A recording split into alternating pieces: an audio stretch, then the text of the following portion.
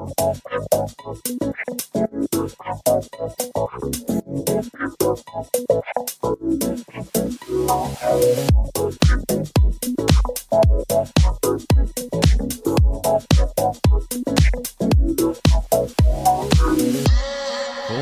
right, We're good. we're going. We're good. All right. Well, hello everybody. Welcome back and thank you for your patience. We were on a little bit of a hiatus here. Just doing life stuff, but we're back. And in a new format, we're trying stuff out. Mason is no longer in the room with us. He is in the sunny and beautiful Los Angeles. Sorry, go ahead. It's not LA. Where are you, Mason? Burbank. Mason Just say made it LA. out there. Yeah. LA Mason. It's cooler. He went Hollywood on us.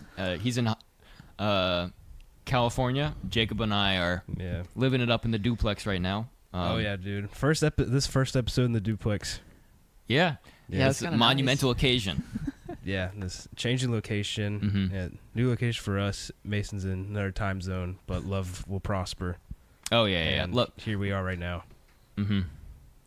And you know we're doing it.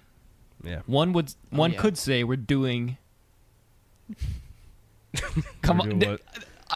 It's The a right la- thing. like, We're doing it's a the lot. right Yes, thing. thank you. And credits. And turn it off. Yeah. Roll that outro music. Yeah. No. But yeah, we're talking about Spike Lee's masterpiece, Do the Right Thing.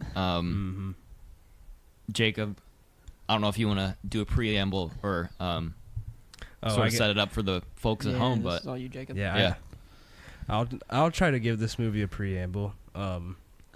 So this is Spike Lee's Do the Right Thing. Came out in 1989, and it's been regarded as like one of the most important films in American history. Spike Lee is pretty well known figure. You know, he's in the Capital One commercial. He sits courtside at the Knicks games. Yeah. But before he was known for that, he was making lots of movies.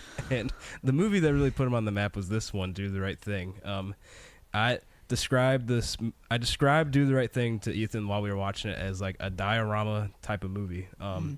It's a movie that takes place over the course of one day, hottest day in Brooklyn, hottest day of the year. Hot. And tensions rise at Sal's Pizzeria as Giancarlo Esposito's character feels that there's not enough black representation on the wall of because there's not any. Because there's not any.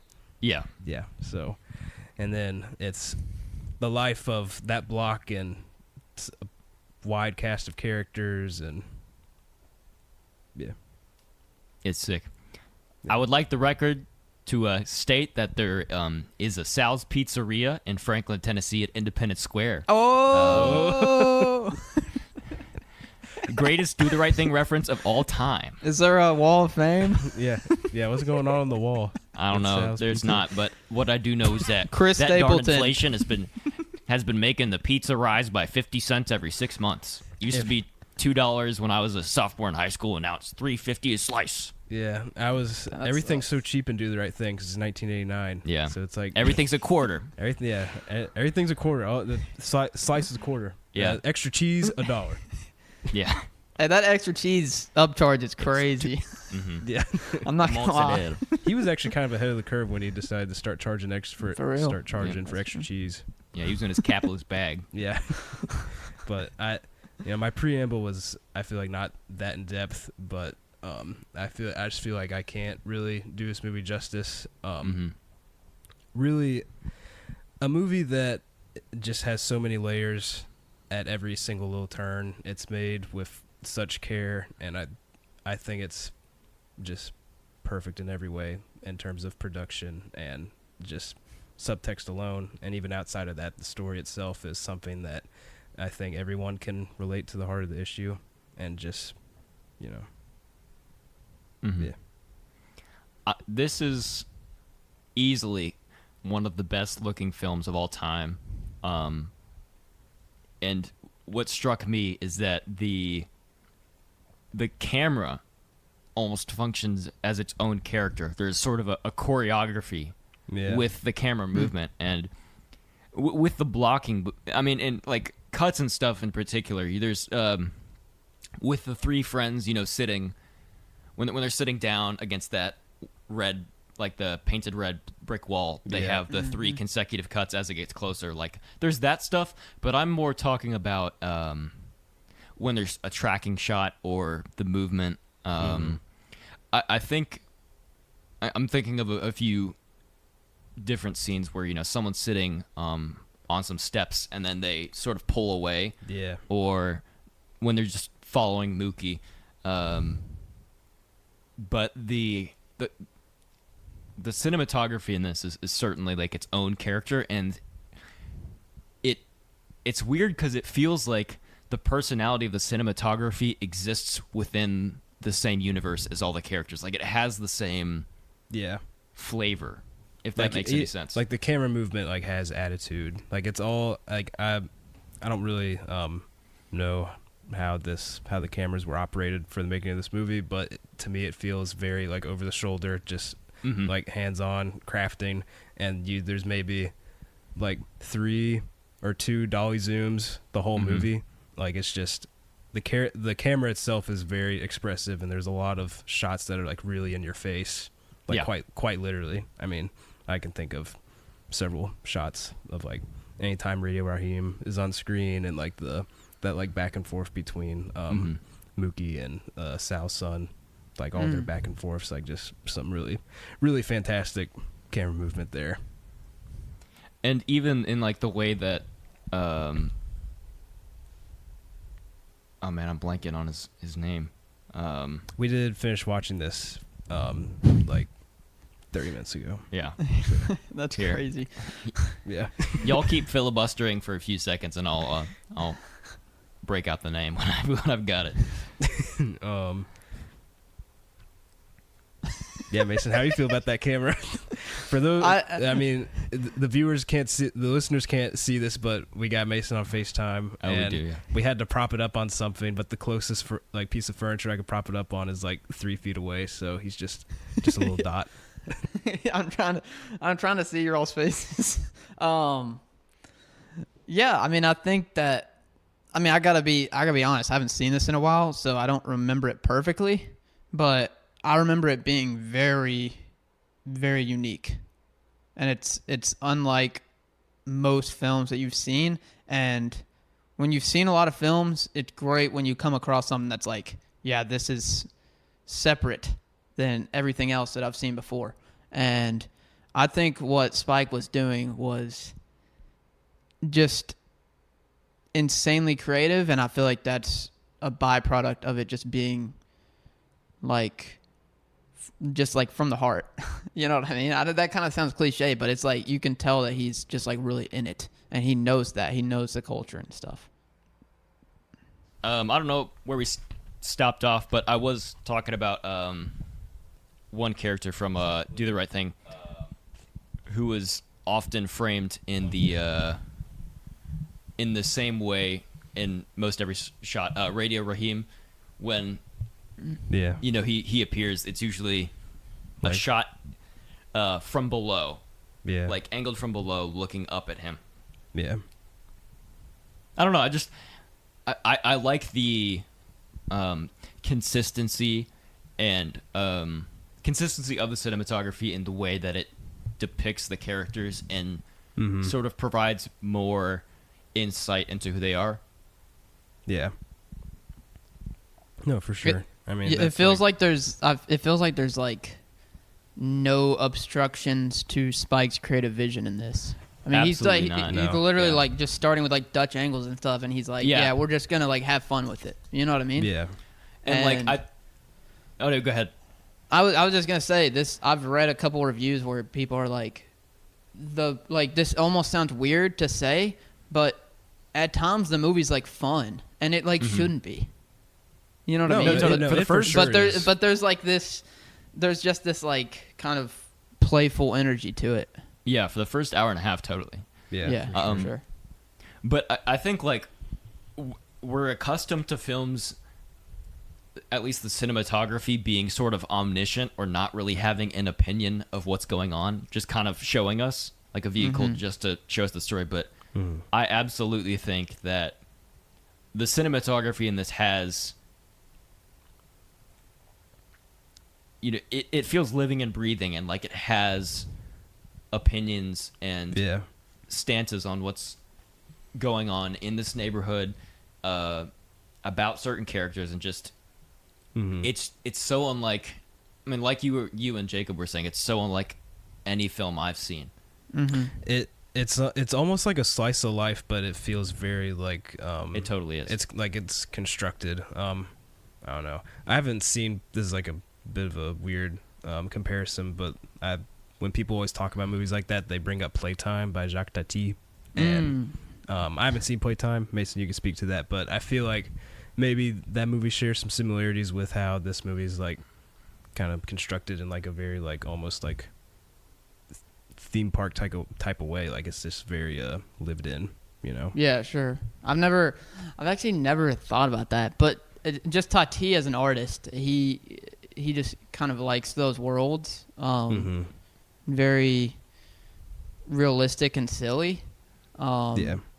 And yeah, no, I can definitely see that. Yeah, for sure. One thing that struck me, this is two separate tangential ideas, but just like specifically of the I guess the impact of Do the Right Thing and its like style. I felt like when I watched it, I was first reminded of like, oh, this feels like Sesame Street kind of, and just the production design of, I guess maybe that's just Sesame Street is supposed to sort of mimic a Brooklyn neighborhood with the tall brick apartments, and it takes place outside, and then also pretty much every depiction of like a Brooklyn neighborhood that I've seen, and specifically like I saw both the musical and like the movie version of like In the Heights a couple years back, and like that seems completely informed on Spike Lee's like foundation that he laid in Do the Right Thing, because you could totally tell like that was the basis for okay, this is how we depict Brooklyn, and then he sort of took that and ran with it. Like he really showed the love. Granted, execution-wise, it's not close, but like just to show the reach of what Do the Right Thing did as far as like world building within a neighborhood. Yeah, it set precedent. Like no, for sure, and I think it's also like kind of precedent that I've never really seen anything like Do the Right Thing. Yeah, I mean it's precedent in its own right, just as a film. Yeah. But it's interesting that you said, that this feels like a diorama. Because the thing that I was thinking when I watched it, at least from a dialogue standpoint, was how I thought this played like a straight play, actually. Yeah, it in does. The way that it was directed and the way that scenes flowed, specifically how they used Samuel L. Jackson's character as the narrator to sort of break up beats and, help with pacing. It felt, I don't know, it felt very dramatic and like stage-like. Even though, I mean, from a technical perspective, this is such a film, but it still feels like it pulls a lot from theater. Yeah, for sure. Yeah, it does. Yeah. It also, I feel like, I mean, part of that might just be subconsciously like all happens in a day, all in one area. So many people like crossing paths, like in like one block, too. Oh yeah, Bronx Tale. That's another one. Yeah.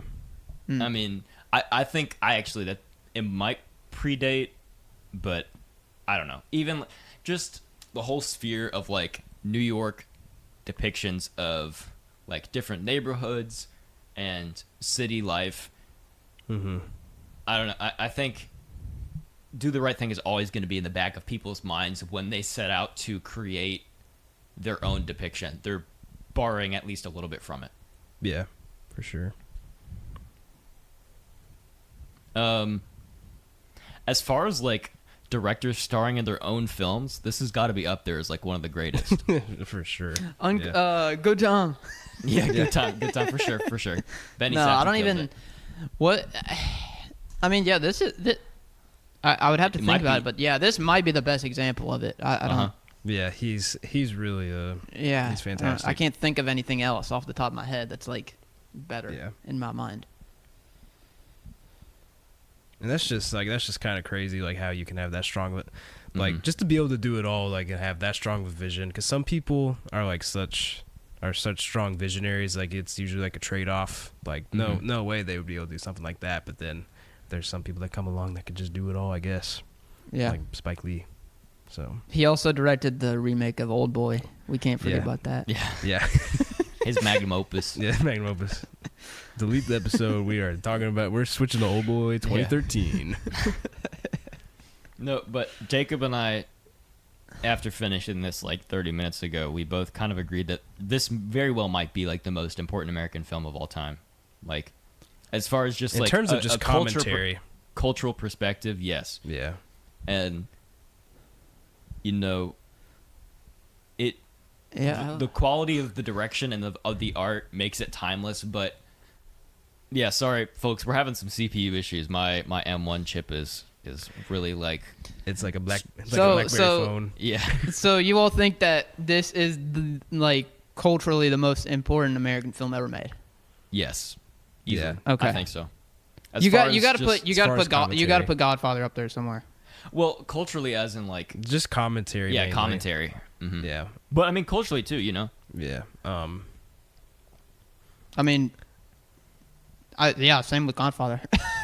Yeah.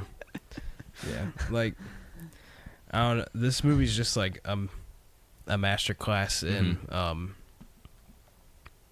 a really like multifaceted and like mature look at America and race relations in America. Like, and it's all revolving around I feel like the camera work and the visual appeal of the movie plays into like the subtext as well. Like Sal's family, you have the racist son. I can't remember his name, played by John Turturro. Is that how you pronounce his last John name? Turturro, yeah.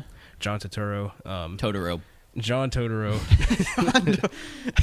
John Totoro. John. You got the racist son played by John Totoro, and then you got you got the son who's like really quiet and not racist, and then you have The moderate, yeah. yeah, and then Which you is- got the moderate, and it's like this tipping scale, and Mm-hmm. that's almost the tipping scale, and the back and forth is like the whole point of the movie, and it's pretty obvious when it ends with an MLK quote Yeah. about how violence is unacceptable, and then a Malcolm X quote saying that, well, maybe you do need to do violence. Yeah. That, you know, those quotes contradict each other, and It's what pretty brilliant. what you know, and that's yeah. Well, I I feel mean- like No, go ahead. I was just going to say, like, I feel like that whole, like, the Sal family and the quotes at the end and, like, the camera work that's kind of all over the place. They all, like, they just, like, all play off each other. Yeah. And I feel like think- with the two quotes at the end, I feel like Spike Lee is doing the famous director thing where he's like, I'm not going to give you an answer on what to write. Mm-hmm. Yeah. Right. I think one of the most I have two like favorite scenes, but I like another scene that sticks in my mind is after the folks, we're not gonna be walking you through the chronology of this one. This is more of just like a I mean, the movie itself is not. It's the movie itself is Yeah. chronological, but it's not necessarily Yeah. a flowing. It's not a third act structure type of movie. no. It's also The a little thing- bit non-linear with the editing and stuff. So Just that a would- bit, yeah. it's just against the Yeah, point, for really. sure. Yeah. But the scene that comes to mind is after Sal's restaurant has been burned down, and the black folks are crowding around the Korean family, and there's sort of a sense of distrust at first, but I think Spike Lee there says a really like interesting thing about solidarity between marginalized groups and how the Korean family and all the black folks that live like in that neighborhood have way more in common than the Italian family or the Italian American family, Yeah. just based on their experience. And I mean, I thought that was a very poignant. The whole Korean family, like, part of the movie was really interesting, just in like how they're treated. Yeah. They're treated poorly, but like they still, Mhm. like, again, it's crazy. Yeah. Two of the other scenes that I was thinking of, this was, I thought this was interesting for Spike to include. It was, I'm referencing the IMDb really quick. When Demare is on the steps and he's approached by like the younger kids, and they're talking to him about like, Ooh, that might be my favorite scene in the movie. Now that I think about it, like his alcoholism, and they're when making Demare's talking about like, you don't understand what I've been through. Caring for the kids and You haven't had to deal with 5 kids who are crying because they want to eat, and your wife's looking at you and disappointment knowing that you can't provide for her and the 5 children, and like, what would you know about my pain? and the kids are like, I just get a job. Like, what are you talking about? And Yeah, that's Yeah. it's some really powerful stuff. yeah, I think Demare's character is just really. I think Demare might be my favorite character in the whole movie. oh, for sure, yeah. Yeah. And then the final scene that that really like hit me is when, the riot happens and Mother Sister's just there, and I forget what exactly she's screaming, or I think she just screams no. yeah, I think it's no, that's correct. And Yeah. again, Demare just walks up to her and like just gives her a hug, and like And then what pulls is her it- close because and she's then- just hurting. But the next morning, he says, "I hope the whole block hasn't burned down," and she says something like, "We're still standing, so it's gonna be okay." Yeah, Yeah. it's beautiful Which is- stuff, man. I that love- is just, it's so poignant.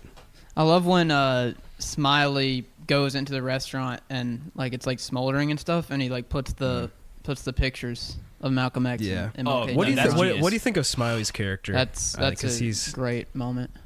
yeah. He what do might be the best character, actually. Yeah. Yeah. That's what I- I was gonna say, maybe, but This film quintessentially is about, race relations, as Jacob mentioned, but I still think you sort of see layers of social hierarchy even below that with I'm forgetting his character, the character who puts the picture of Malcolm X and Martin Luther King on the wall. Smiley. Yeah, Smiley. yeah. Yeah. Even how Smiley's treated by all of his friends, or I don't even Yeah. because he's not treated that well. No. So even, folks with disabilities are, Mm-hmm. who are, they're further marginalized even within, I guess, their own communities. Yeah. It's, and then Demare too, like for his perceived alcoholism, and just dealing with addiction. I guess he's sort of treated poorly by everybody else in the neighborhood too. Yeah. I really like the scene of Demare when he saves the kid's life from getting run over, and then the kid's mom comes up from out of nowhere and like doesn't believe the kid that he like Demare like acted in good intention, and she just like beats him, and he's like, you didn't have to beat your boy, and she's like, you have no right to tell me like how I parent my children. Yeah. Yeah. It's interesting stuff. Like, because there's there's like some racial stuff, but then there's like also just like social stuff too. So Yeah, there's some generational things Spike- going on as well. he just covers yeah, pretty much all of the social bases in this one. It's yeah, pretty comprehensive, and like, I don't know, I just leaned over to Jacob during the movie and I was like, this is like nothing's changed. Like, it's this film I think holds it up rings. perfect. I think it rings louder now. Yeah. probably. No, not probably. It definitely. I feel like it definitely rings louder now. So, you know what the most important scene in the movie is? The Ice Cube. Wait, For- what? The Ice Cube scene. Go to YouTube. with yeah, the- yeah. Go to I remember YouTube that. and look This- up Ice this- Cube scene. All right. Do the right thing. That scene is pretty. Is like. It was goofy. That was very silly. Yeah. Bro, we Spike watched to that in include. class. For a movie where it feels like every piece is so intricate, like everything's so intricately put together, and like everything like has a huge purpose. Like the Ice Cube stuff was probably like the only moment in the movie where it felt it's just kind of like a little side thing before. Like, I mean, it's just showing his life. There's nothing wrong with that. yeah. But I really enjoy Mookie's relationship with his girlfriend Yeah. a lot. Yeah. Like, Yep. Mhm. I mean, that's how we get things started, really. I mean, that's, I was a little bit confused with, I do think their relationship is very interesting, but like both at sort of the bookends of the film, she like yells at him and tells him to get a life. And granted, while he has a job at the pizza shop, I understand he isn't. He takes a lot of breaks in between, and he's not, yeah. He's he's working not- hard, but he gets distracted sometimes. Oh, yeah. So if that's what she's upset about, I could sort of see that. But then again, he's bringing home money every week, so I wasn't completely sure as to what she meant when she's like, "You need to get a life," because it seems that he's doing his best to bring home stuff for his girlfriend and his kid. Yeah. But I don't know. She I don't said know if you that. had any. She said the last time I trusted you, we ended up with a son. That was a bar. Ooh. Yeah. unfortunately, that's a bar. Yeah. That's gonna be my yearbook quote. There's a lot of great comedic moments in Do the Right Mhm. Thing. Yeah, there really Going is. back to the playful stuff when Giancarlo Esposito's character gets his shoe scuffed, and he has that like interaction with the dude from Oh, the guy in the Larry Bird jersey. yeah, the guy with the Larry Bird jersey, which is just so on the nose in the best way possible. It kind of reminds me of Lahen, because in my head, Lahen's like this serious, movie, and then like when Yeah. we sat down and watched it, it's like, yo, this is actually pretty funny. Like there's a lot of silly moments. And Do Lehen the Right stole Thing's like the same so thing. much from this. What? Lehen just took so much from Do the Right Thing. Like this, there is no Lehen without A little Do the bit. Right I Thing. think they're. Stylistically. I think they're two very different movies. From a they- technical perspective. Even like stylistically and from a production standpoint, I Well- think they're going for two different things entirely. I think so. Yeah. I think so, but just I think sorta- it's similar. but sort of like the playful nature and the serious, climate with the whole like day thing. Mhm. Definitely. Yeah. I mean, they're both in the same boat, and it's obvious that Lynn was super inspired by Do the Right Thing, but I think they both achieve different things. But Yeah. also this sidebar, I watched the French movie Emile, and the main supporting actor is the guy who directed Lynn. Yeah. And I kept thinking, I remember Yeah. like Mason had mentioned, he was like, he doesn't direct anymore, he just acts, and he was in the movie, so Yep. it's pretty interesting. I'd feel like we'd be remiss if we didn't talk about the soundtrack. It's amazing. It's one of the best of all, and this might be one of the best scores of all time. Mm-hmm. Like originally. Yeah, it is I good. was gonna say this. I thought the score was super interesting, and I might be extrapolating like too much here. This might be a mischaracterization of what the composer was going for, but the instrumentation in the score is sort of a mix of like soprano sax, like bluesy, jazz adjacent licks over like It feels jazz like string in- voicings. In a very good way. It feels a little of its time. Like it feels a little Sade, like in a really good way. It kind of feels like a sitcom cutaway. Almost, yeah. Yeah, it has Yeah. that. But the strings specifically, in that, like the harmonies that were used, it's almost Copeland-esque. And Copeland is one of the premier like American composers, and his music sort of represented the everyman. Yeah. And I know a lot of this film is spent on like the division between, different folks of different races and ethnicities, but there is sort of an underlying theme of Spike calling for unity or peace among different people. Yeah. And I think maybe the vocabulary that the composer was pulling from was sort of I guess a representation of that of the common person, Mm-hmm. Yeah. with the Copeland music representing the whole of the neighborhood, everybody that's included. Yeah. Yeah, that's I cool. just- Yeah. The movie carries like the beautiful and ever more real sentiment of just the music that carries you through hard times and struggles. And like Martin Luther King had a quote where he talked about how the blues and the jazz like just were the soundtrack for their struggle, but it's what made them keep going. And like that is sort of shown in Samuel Jackson's Samuel Jackson's little Sorry, I heard you on the delay and you coughed like 3 times, like with the playback. yeah. Sorry, go ahead. He's He's like, Samuel Jackson, there's like a 2-minute monologue where he basically just I was gonna point that out. names off every important black. Mhm. Mr. Sen- I love Senior the Lord Shaddy. slide in. I love the when he slides in like on the chair. It's like Oh, I gotta say, really cool.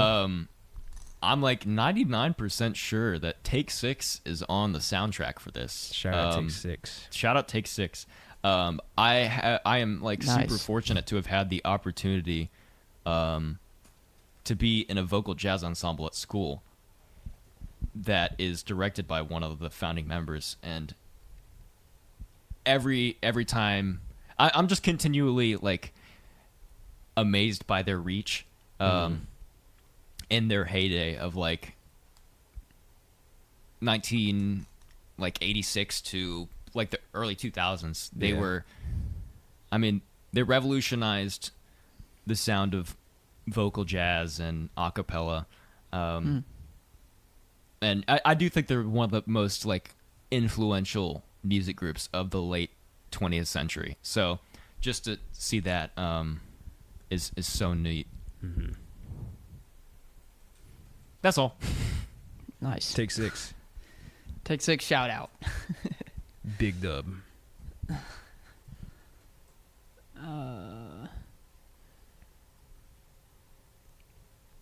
But yeah, that was What let's else? do the right thing.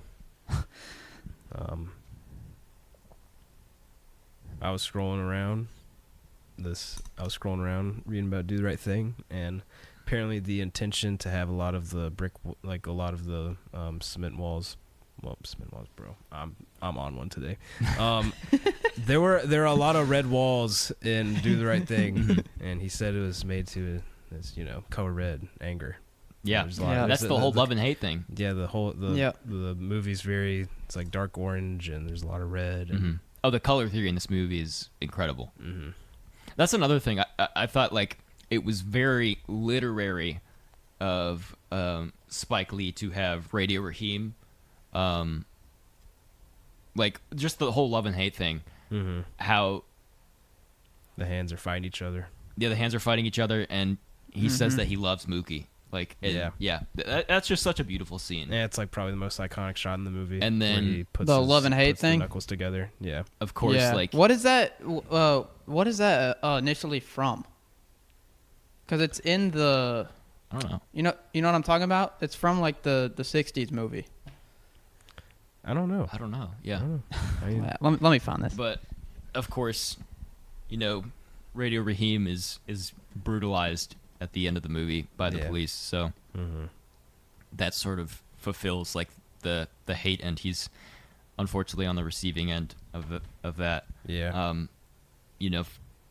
During the riot. And again, I think Spike here is maybe posing that like the institution stands as like the greatest barrier in between different people, yeah. and that commonality can be found in between individuals. We see it throughout the entire movie, but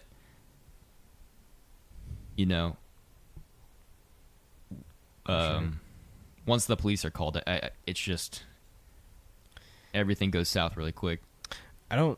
This goes back to Smiley, but I don't know if I mentioned this earlier, but like during the scene where Radio Raheem is killed, Smiley is like crying, and he says something along the lines of, "But one of the police officers was black." Mm. I think that's, Yeah. I don't know. For me, Smiley is probably the most layered character in the movie. I think Definitely. I think there's a lot to look into, and I'm not sure if I can fully make of it yet.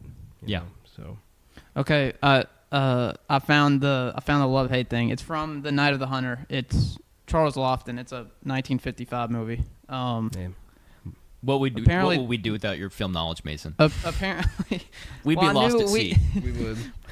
We talked about this in my film class because there's a lot of thematic similarities between the two movies, and in that movie, the main character has like Sharpie or whatever, like love-hate on his two hands, and then the Do the Right Thing just puts it like it's like the same thing, but it's like It's more kinda like iconic. the Daft Punk thing. Yeah. Yeah, it's kind of like Tron. Now you mention it. Yo, new Tron movie next year. Yeah. Resner and Ross. Let's go. They have some big shoes to fill. It's Jared Leto though, so I'm not gonna watch it. Oh, that's valid. Yeah. Micah just watched Night of the Hunter, and he said it was Yeah, I peak. saw that. So I don't Yeah, know. it's supposed to be I'll really Put good. that up soon. I need to watch it. Yeah. But yeah, Spike Lee. Spike Lee, you did it. It'll leave you speechless. Yeah, Certainly left me speechless. I mean, just from a dramatic standpoint, man, like the arcs of all the characters are just beautiful. Like, just the story writing is. I mean, of course, like this is all subjective, but like I'd be hard pressed to tell you any flaws like about the story structure. Granted, I'm not a writer, but it just it flows so well, and everything. I think all the details are so coherent, and the characters are so fleshed out. Yeah. Narratively and technically, there are not many films that, have both elements so well. Like 2001 is one of them, and I know, Mason, comparing, like I understand. No, But they're two different movies. That's silly. I'm just saying, like, films that are really firing on both the narrative and technical cylinders. There's not a ton, especially American films. Yeah, that sure. That do it as well. Sure. Yeah, for sure. Lion King. Uh, I mean, it's Hamlet, but Incredibles. all right, guys, I got to get off the stream. Bro, Ethan hates that movie. No, it's a great movie, man. It's fun. Nah, I just brought that up for Ethan. Hey, we got to have a villain on the podcast, and sometimes it's my turn to play it. Yeah. How do you feel about Incredibles 3? It's gonna suck. It's gonna be. Look, I'm gonna tell you this right now. It's already the best movie of whatever year it comes out in. Okay. 20. I think it's 2026. Hey, That's right. I want to say one thing about that, but also want to get back to one more thing, like about like this movie's attention to detail. There's an interesting scene where Mookie's sister comes in to get a slice, and Sal is like kind of sweet talking her, and Mookie pulls her outside, and he's like, "I never want you to come back to Sal's," and she's like, "What are you doing?" Like, he's just being nice to me, and she runs away. And when she runs away, there's a graffiti on the wall that says "Tawana told the truth," and I didn't know what that meant, and I looked up Tawana, and let me make sure I'm getting the name right. Tawana Brawley was a black woman in New York who claimed that she was raped by 4 white people in 1987, and went to court, and the jury did not believe her, and most of the media did not believe her. Oh wow! So it's interesting how that the parallel with him being protective of his sister in front of Sal. I mean, with that story looming over. Wow. I never noticed that. I never knew that. Jeez. Yeah. Yeah. That's heavy. That's heavy stuff that Spike draws upon, but it's like all informed by life experience. It's not. It's ingrained in him, dude. Yeah. I mean, yeah. It's a beautiful work of art, man. Like, it's so thoughtful. So, I don't know. Like, it's so impressive to see a film with, so much almost like levity and personality. Like it feels, like Mason said, very fun. But when it wants to say something, Spike Lee nails it. He hits it on the head, and just because he can crack a joke doesn't mean that his emotional beats hit any less hard, or the commentary that he's providing is any less real. Yeah. I don't know. So, yeah, as far as American films go, when we're talking from a cultural and commentary standpoint, I think this is, in pretty good company, if any company at all. Like, I don't know what you can put this next to. It might be in a league of its own. Yeah, for sure. Incredible. It's in my top 4 currently. Yeah. I mean, I'll probably add it soon. It definitely deserves. It's in your top 4, Ethan? I mean, like the Letterboxd thing. Oh, It's not top 4 of all time. I mean, I was just curious. If we were just doing American, I think it deserves to be up there. Yes. Of all time. Yeah, I was gonna ask that. I was gonna ask Probably American. American, you think it's top 4? Yeah. I think so. Yeah, it's got to be. Wow. I mean, 2001. Yep. I'd probably put Mulholland Drive up there. Yep. 12 Angry Men's got to be up there. 12 Angry Godfather's Men, got to be up certainly. there. Oh, see, I haven't seen enough of like the classic films to truly like. Vertigo. No, you've seen 12 Angry Men. Oh, right? Vertigo is excellent. Vertigo's probably in my top 4. But I don't know. There's some others. I don't know. Yeah, I think. I mean, we can get into superlatives. I don't want to like disparage the film by like ranking it against Yeah, it's not about other. that. Yeah. I understand that, but I mean, it's excellent. Yeah. All I was have to say is that it's up there with the greats. Mm-hmm, for sure. sure. That said, Pacers in 7. What? For next season already? No, for last season, for all the seasons. Okay. Yeah. How far do you think the Pacers are going to go this year? I think First round exit. no. I think I think second round is a reasonable expectation. I think making it to the second round, depending on who we face. I don't think they're making the playoffs. Oh, Hey man, the Grizzlies We got are though. no, we've I got think- this on. to make Spike Lee happy, the Knicks versus give me the Knicks Grizzlies in the finals. Give me the Knicks Grizzlies final. Give me Grizzlies in 7. Oh, Grizzlies at 7. Jaws return. Jaws And return. the return of the greatest Shout out player to of all time. Listen, as much as I hate watching him play, the Pacers. Shout out to Jalen Brunson for taking an enormous pay cut. That is true friendship right there. That really is. I'm That's taking my talents to Memphis, Tennessee. Yeah. I'm taking my talents to my couch. Yeah. I don't know. Yo, what? hey. What? He's saying we're just going to be potatoes on the couch and Yeah. talk ball. Yeah. I've seen a bunch of things lately. That was a self-effacing joke. I've seen a bunch of things lately where people are saying that this is like the worst era of sports discussion a and lie. journalism. This is the worst era in journalism. of, no, In the worst era journalism, of sports yes. journalism and discussion because not close.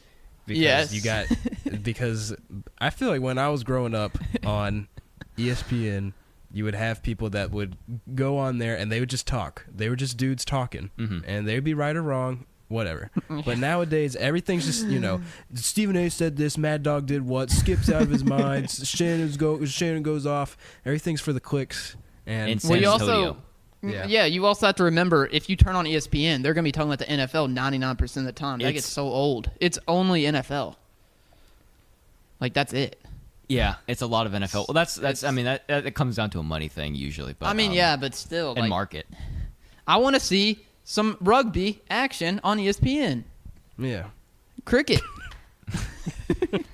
Table tennis. Like Forrest Gump. Yeah, that movie sucks. Doesn't he play table tennis in Forrest Gump? Yeah. He lived 1,000 lives. Yeah. We're really all over the place. Yeah, Nope. that thing. Yeah. There's Do the Right Thing, and then there's Forrest Gump.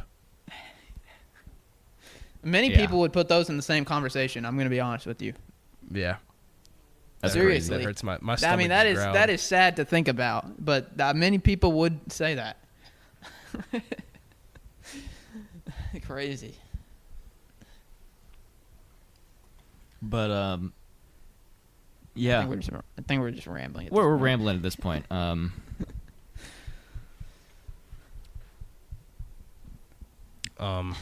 Jacob, what are you doing? We can cut this. We can cut this from the episode. I don't have to be anywhere at 7 anymore. Oh really? They don't need me. So Okay, cool. we're good. We Okay, can keep that's talking. good. There's no. I was time gonna crunch. say, isn't it 7 there?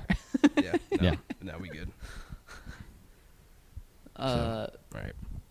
But yeah, Tyrese Halliburton, Andrew Nemhard, Obi Toppin, T.J. McConnell, Spike Lee. Drew this is for you. Brees. No, yeah. My Pacers love the Garden, and we love Spike Lee. Thank you for your movies, and thank you for those delicious losses. Hey, you gotta love Spike Lee hitting the T pose. Yeah. You all seen that? You know, hey, what a did, video. I did go to a Pacers game in December, and he was there against the Knicks. Really? Yeah, no, That's he was. legendary. He was, yeah. So I was in the presence of greatness. Have y'all seen Black's Klansman? No, not yet. Yes, I have seen Black Klansman. Yeah, it's good. It's great. I think Yeah, it's I need to great. watch it. I think it's supremely underrated. Spike's filmography as a whole is really interesting because he's got It is a yeah. lot. He's got a lot of movies, and a lot of them are from the. He was mainly active during the 80s and 90s. That's the bulk Yep. of his output. But I've seen you got your Do the Right Thing. You got your Malcolm X. You got your She's Gotta Have It. Just beloved movies. But then I've seen a lot of people that say he's got just a really underrated catalog, and there's a lot of movies of his that a lot of people haven't seen. So check out. Yeah, Go see Spike Lee's Other Things. for sure. Yeah, If I'm gonna you have would've to do asked my me- homework. If you would have asked me 2 years ago, I would have said Black Klansman. It's one of my favorite movies ever. I still I think remember- it's amazing, but Yeah. yeah, I think Yeah. that's definitely worth a watch. And we'll forgive him for Old Boy. he didn't do anything wrong. Hey, man, I think we're all allowed a mulligan in life, Yeah. At least a few, Yeah. Yeah. That's his mulligan. It's hard to shoot 100%. Yeah. It is. I mean- it is. That's true. He also his last movie was the Vietnam movie. Spike Lee. Oh, the Five Bloods. Yeah. Yeah, A lot of people really like that movie too. yeah. I so, haven't seen it, but Chadwick's in that, right? Yeah. Man, so. Yeah. he was so Legendary. good. He was fantastic. Rip. He was one of the best working, for sure. Yeah, no.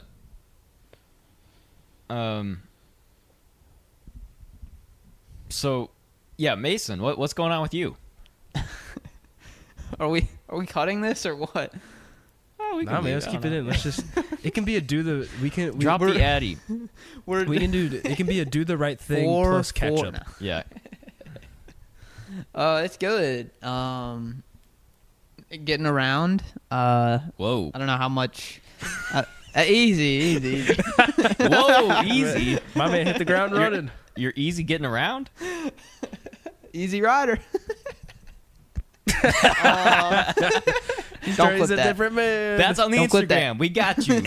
Don't clip that. Yeah, it's I'm good. gonna- LA I'm gonna Life's put that on good. your It's website. like it's 90 and sunny every single day. A lot of things to do, a lot of traffic, a lot of aggressive drivers. I've almost been hit multiple times. Love it. I've already got a parking ticket, you know. Man. Love it. What, like, from your exploration and just like getting used to the city, what would you say is like have been your favorite things? Just about the city? Yeah, and just I living think there in general. I think the biggest positive to the city is you can be within any food and any shop you would ever want within like 10, 15 minutes. Like, there's just so many things, Right. and it's so big. Yeah. Which is really nice, you know. I mean, small rural guy, like Not it's anymore. It's nice to have options. Hollywood you know? Mason. Big city boy. I got called out on my southern accent the other day. I was like, I got You're from Kentucky, man. Look, you got Everybody from LA is a transplant. Yeah. They like the charm. Yeah. They like the Some charm. of us are You from the gotta, South, like, man. You got to make it a selling point. Yeah. You got a little twang, but I sure. wouldn't say you have like Yeah. full on No, accent. it's not. No. Yeah, it's not too bad. Yeah. It is to people out here though, which I understand. Yeah. Now it could be like Montgomery, Yeah. or like Right. deep south like Louisiana. Yeah. Or- The Bayou. yeah. Bayou accent. Bye you. Bayou. What have y'all been up to? Getting ready for school? Oh yeah, man. I moved in like a few days ago. No, not even a few days ago. Nice. Yesterday. Yeah. Bro, my Yeah. brain fried. Yes. I moved in yesterday. Had to get busy with the movies. Yeah. We saw Yeah. Sing Sing. We saw Sing Sing. It was great. Beautiful. Yeah. We might. I'm assuming we'll probably talk about that movie at some point. Yeah. I'd like to do an Like, episode on it. We could. Yeah. We could. We could Right do an after episode on Tenet. it. Yeah. Right after Tenet. Oh. It'd be a good one to do either soon or well, you know, it'll probably I could see it getting nominated for some Oscars. Tenet? Sing Sing. Oh, okay. Tenet, And its Oscar Now, window is if- passed. I think Oscars need to rewrite their rules so that Tenet can get nominated every year. Yeah. Loophole. They That's did a right. temporal pincer movement to make it eligible for the 2024 Oscars. Look. Write that Look, down. In all seriousness, I know we joke about Tenet a lot. Go read my Letterboxd review because I still hold firm on all that. It is the most. okay? It is the most flagrant glazing I have ever seen. I still believe it to be one of the best action movies I've ever seen in my life. Dude, no, that's not what you say in the review. You say it's perfect. Christopher Nolan. It's all on purpose. Yeah, that, no, it's the cinematography. I know Perfect. what review you're talking about. That is the most hyperbolic I think review of a movie that's ever been written. I said, It's infuriating. I said- Hey, calm Mason, down. can you read it actually out loud? yeah, I'll read some of it. No, can you read all of it? I'm not gonna sit here and read all of Oh it. yeah, come on. Tenet, We got time. dude, it's like long. You want me to read my Knight of Cups review? That's No, like we want 50 Tenet. We want paragraphs. Tenet, please. Are you living that Night Okay, of Cups? okay. That Night of Cups. That's the Malick movie in L.A., right? Yeah. Are you, I Yep, actually- was watching it. are you living that Night of Cups Go ahead. life? Oh, I was just gonna say that like I'm planning on watching a Malik in the next if I can find the time. Like I'm planning on watching a Malik soon. Yeah. Yeah. I watched a little bit of To the Wonder last night, like 20 minutes of it, and then I watched about 20 minutes of Knight of Cups. And watching Knight of Cups while living here, oh my gosh, dude, it's not for everyone. It's like watching you might hate Nashville it, but when you're it's in just Nashville. Incredible. Yeah. I also really want to watch Licorice Pizza again because it's like in the valley. You got to watch Barry, man. That's what Yeah. I'm telling you. I know. It's I an know. LA show. Okay. Bill Hader's a genius. Okay, here we go. All right. Yo, you gotta watch the best. Quiet on set. If you don't like this film, don't talk to me. There's the first sentence. This is a 10. This might be Nolan's best movie, and I will never understand why people don't like it. This movie being a masterpiece is something I will defend until I die. This is better than every Bond film. This is better than every Mission Impossible film. This is better than every Marvel film. This is better than every John Wick film. All right, that's it. Hey, Jarvis, make that my ringtone. Better than every John Wick. Yeah. Tell Roland. Yeah. It's really good. Oh yeah, he did work on It's that. really good.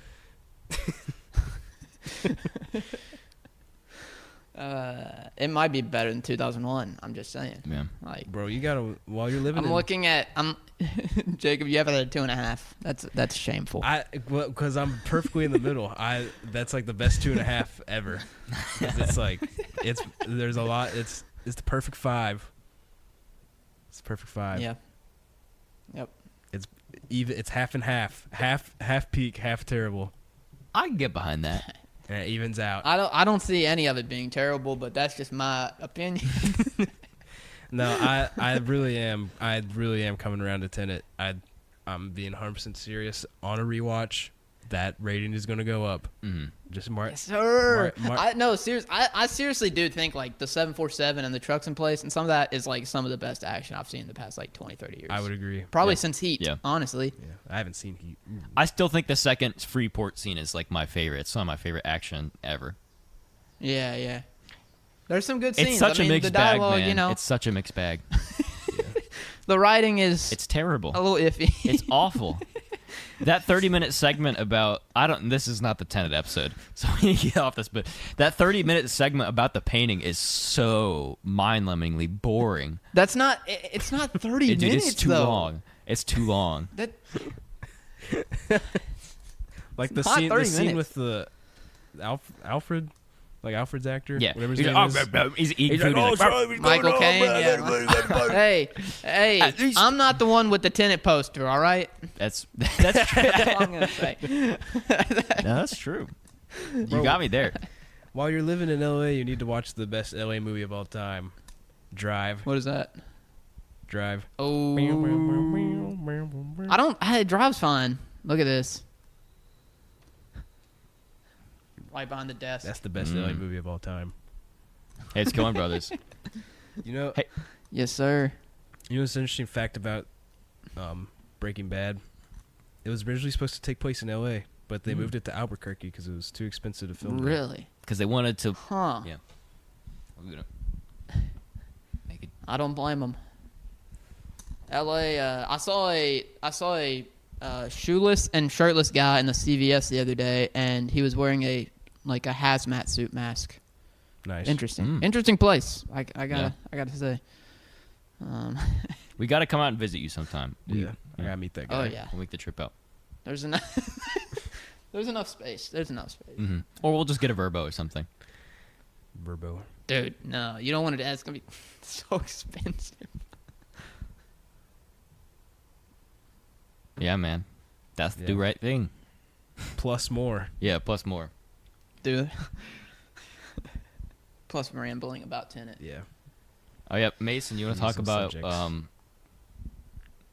your work for the next... Can you? Oh. Can you just say that you have work? Yeah, I'm working on a feature right now. Whoop, Uh, whoop. Basically, all I Yeah. can say. It's not. It's like the most low. Well, I don't want to say anything else. It's But yeah, it's work. It's good. gonna He be made huge. it. Good. It's keeping me busy. His name will be popping up. I didn't in the make it credits yet. Very soon. So Yeah. Oscars 2026. Watch out. yeah, watch out. It might be the breakout hit. Get that acceptance speech ready. Start That's right. drafting it. This might be the most rambly we've ever gotten. Yeah.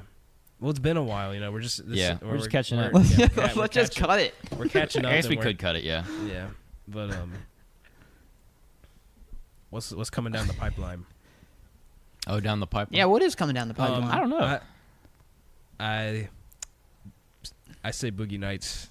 It's playing 35 millimeter Okay. here Okay. in Nashville, and We haven't done a PTA yet.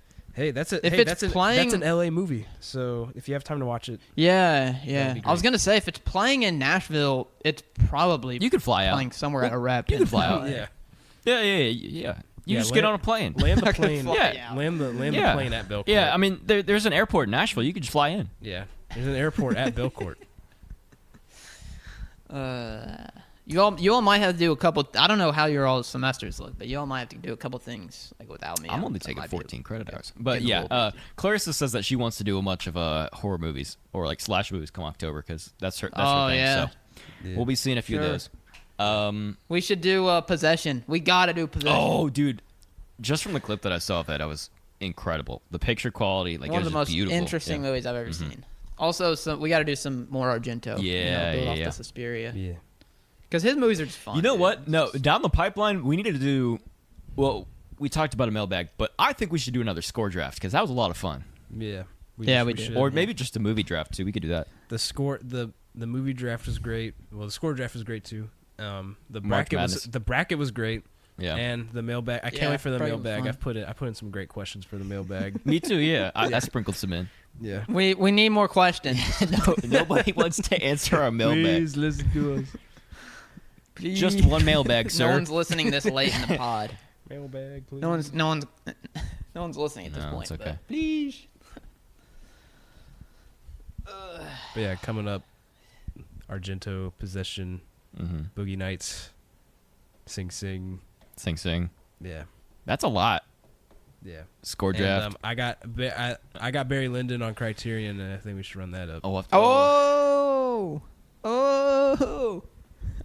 Talk about a good American film. Oh, Name any Kubrick. Yeah. dude, 2001. Yeah. I've seen 2001. Oh yeah, that's a big. Oh yeah. We never talked about it. What do you think? Masterpiece. It lives up. It was the most one of the best out of body experiences I've ever had in my life. Yeah. It's real. I think it's really the only movie where I can say the expectations were just incredibly high, Yeah, and it meets like it. exceeded Yeah. them. Yeah, It's like insane. I really didn't think it'd live up to expectations. I'm being honest, but it Yeah. No, it does it. Yeah. far exceeded them. Mhm. It's fantastic. crazy. So It's like one of my favorite works. Wish of he was art nicer to Shelley of any Duvall. medium ever. Kubrick. Yeah, rip. Gina Rollins, man. I saw something I the don't know other if y'all day. saw that, They were saying that he like actually like they argued a lot, but like it was like mutual, I guess. Yeah. And that Yeah, I think they were already tough always love. on pretty good terms. but she said something like before she died that like she still loves Stanley. Mm. So Yeah, she did say that. yeah.